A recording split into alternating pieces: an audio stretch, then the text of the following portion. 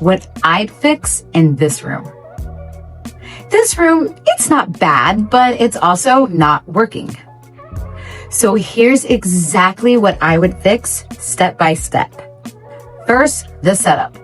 This is what most spaces look like. Nothing is completely wrong. The stuff is nice, but nothing is really right either. And that's why it feels off. So step one, remove. First, I'm removing things. Anything that feels random or out of place or just not helping the space and cluttering it, it's gone. Because right now there's just a little too much going on with no direction. And until you clean that up, nothing else is going to work in this space.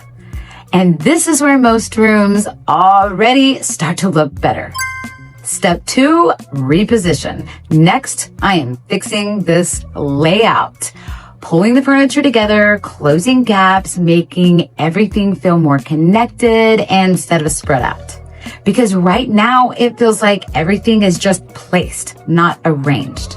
And this alone can completely change how the room feels.